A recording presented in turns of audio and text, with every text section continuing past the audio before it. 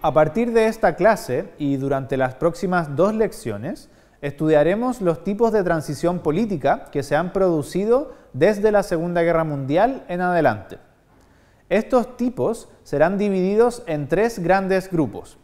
Primero, transiciones políticas en relación a situaciones de conflicto armado. Segundo, transiciones políticas en relación a la evolución política de un país. Y tercero, transiciones políticas en situaciones de crisis institucional y estados fallidos. En esta clase estudiaremos el primer grupo de transiciones políticas, es decir, aquellas referidas a situaciones de conflicto armado. Primero, definiremos lo que se entiende por conflicto armado. Luego, revisaremos las transiciones políticas que se han producido luego de una derrota militar completa. A continuación, analizaremos las transiciones en las que se ha producido una humillación militar, pero no una derrota total. Por último, nos referiremos a las transiciones que tienen lugar en casos en que un conflicto armado continúa en curso.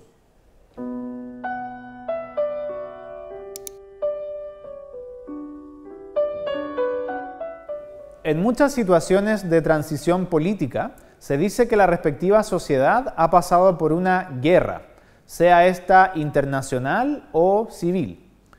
El derecho internacional humanitario es la rama del derecho internacional encargada de regular las guerras o conflictos armados.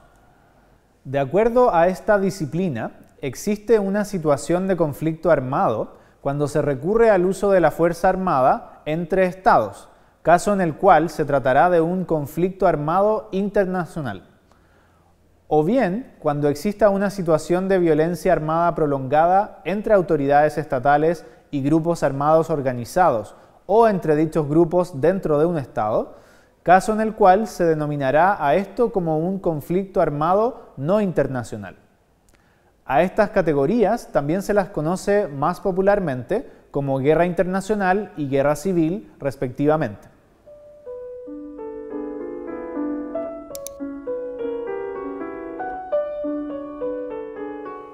Tratándose de conflictos armados internacionales, la primera transición a la democracia luego de la derrota militar completa del régimen culpable de violaciones a los derechos humanos comenzó a partir del 8 de mayo de 1945, día en que los aliados aceptaron la rendición incondicional de la Alemania nazi durante la Segunda Guerra Mundial.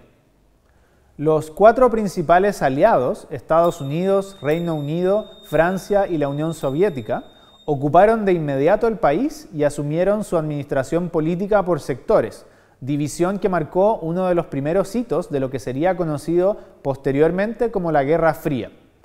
Los jerarcas nazis fueron procesados y en su mayoría condenados mediante los juicios de Nuremberg. Un modelo similar de postconflicto se siguió en Japón luego de su rendición incondicional el 15 de agosto de 1945.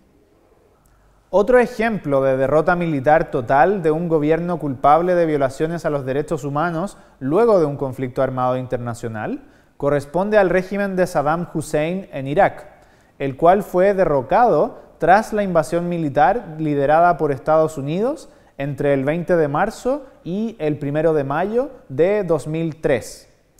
Saddam Hussein sería luego capturado, enjuiciado, condenado a muerte y ejecutado el 30 de diciembre de 2006.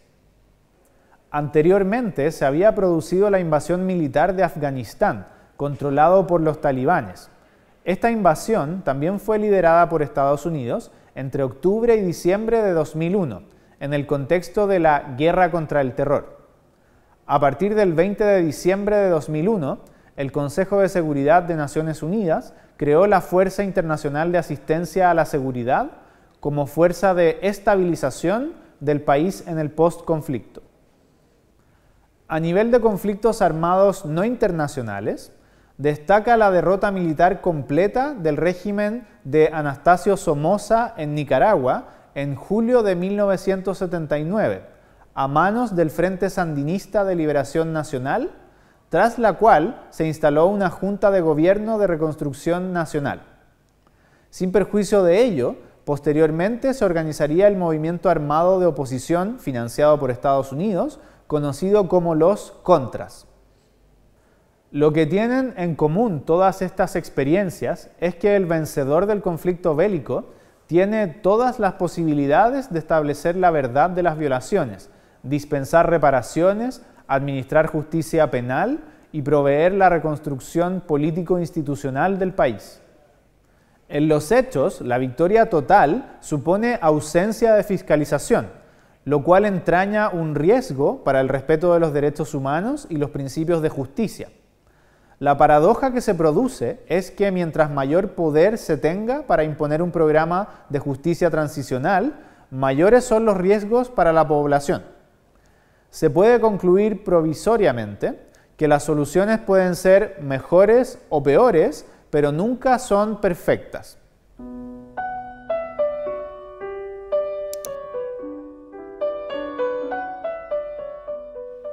Los casos más sobresalientes de transiciones luego de la humillación militar de un régimen corresponden a las derrotas de Grecia contra Turquía en 1974 y de Argentina contra Reino Unido en 1982.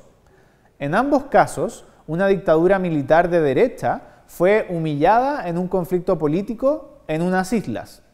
Chipre, en el caso de Grecia, en el conflicto que este país mantenía con Turquía, y la derrota infligida por Gran Bretaña a Argentina en la Guerra de las Malvinas.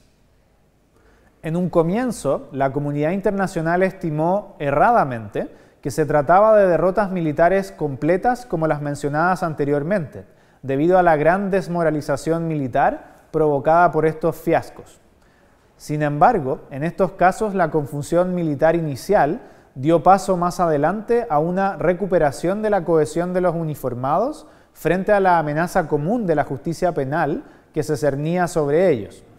Esta cohesión volvió particularmente difícil la aplicación de medidas de justicia y verdad en el proceso de transición a la democracia en Argentina.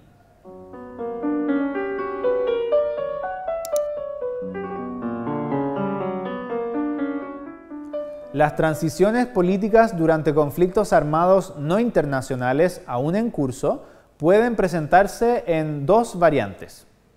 Primero, el sistema político puede transitar desde un régimen dictatorial a uno democrático y aún así continuar en una situación de conflicto armado interno. Esto sucedió, por ejemplo, en medio de la guerra civil en El Salvador, la cual tuvo lugar entre 1980 y 1992. Siendo elegido presidente José Napoleón Duarte, un político moderado que se oponía al régimen anterior, en 1984. Algo similar ocurrió en Filipinas, donde la presidenta Corazón Aquino, viuda del líder opositor al gobierno de Marcos, Benigno Aquino, fue electa en 1986, luego de décadas de gobierno autocrático. En ambos casos, los presidentes debieron enfrentar una continuación de la guerrilla de orientación izquierdista. En estos casos, un gobierno democrático moderado sucede a una dictadura y debe continuar lidiando con la oposición armada al régimen anterior, haciendo uso de las mismas fuerzas armadas leales al dictador saliente. Segundo, puede ser que el sistema político sea democrático y continúe desarrollándose un conflicto armado interno a pesar de la sucesión pacífica del poder entre los gobiernos, como sucede en Colombia.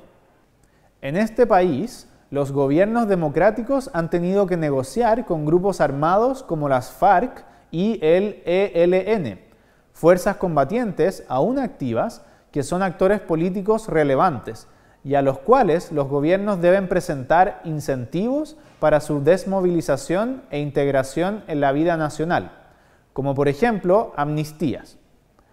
También se observa un monitoreo judicial importante en estas situaciones, tanto por parte de tribunales constitucionales internos como por la Corte Penal Internacional. Gracias por su atención.